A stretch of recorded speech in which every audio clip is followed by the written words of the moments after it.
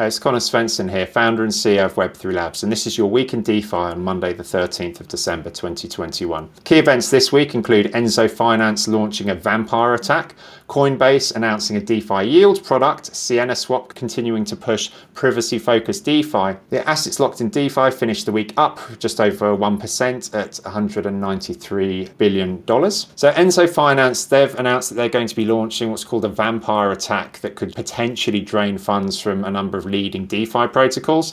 The idea behind a vampire attack is basically that they encourage people to move liquidity from one platform onto their own platform here.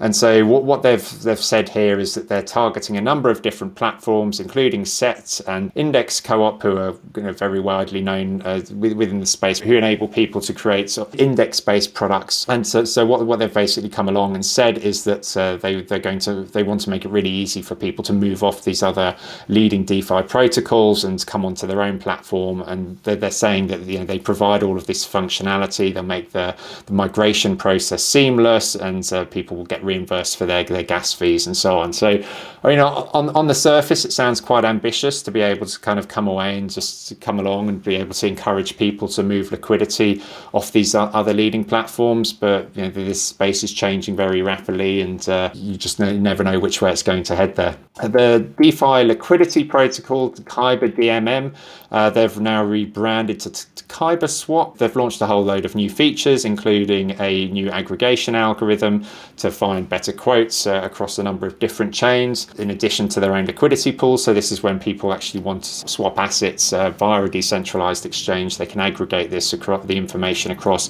Ethereum, Polygon, Binance Smart Chain, Avalanche, and Phantom, and they also have the ability to route token swaps to different decentralized exchanges such as Uniswap, SushiSwap, and Curve, PancakeSwap, QuickSwap, and so on and so forth. And so they're continuing just to innovate and just give people more opportunity there to interact with the DeFi ecosystems, but using their platform as kind of a launch pad there. SiennaSwap, their cross-chain DeFi protocol, they're now supporting Bitcoin and Monero trading pairs, which enables people to basically transact privately with these cryptocurrencies. And so the idea here is that there's lots of people who want to get yield from Bitcoin and Monero, and what Sienna have done is they've built on top of the secret network, which supports private transactions, although they're trying to avoid endorsing trading where people make use of anonymity there. However, this doesn't seem to be stopping SiennaSwap, and they certainly want to provide some of these functionalities for people to be able to work with these in a more private manner. It's certainly an area that's slightly people need to tread carefully of, especially with respect to regulators, because at least with the main DEXs and so on, there's a lot of transparency there, so people can see what's happening, and it's possible to trace in some instance where the funds are coming from, but it's quite hard there. And so hence with cryptocurrencies like Zcash, they're not so widely supported on many exchanges just because of regulators really not being keen on them. Coinbase have announced they're going to be offering high interest DeFi yields to a number of countries. They've actually said 70 countries, but unfortunately the US isn't on that.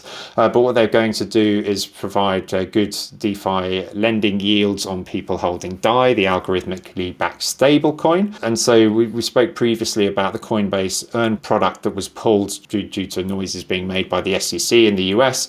But at least it's good to see that they're going to be offering something for their consumers outside the US, because there's certainly a lot of people holding a lot of assets there that are just sitting there passively without being able to actually earn any yield on them if they're holding them on Coinbase. Balancer DAO, apparently their treasury is diversifying somewhat, and they're actually now integrating with other DeFi protocols and getting involved in other DAOs. And so the question here is whether we're going to start seeing DAOs of DAOs starting to pop up more and more. It seems quite likely on the surface, given the programmatic nature of them and the ways in which they can be used to link to one another.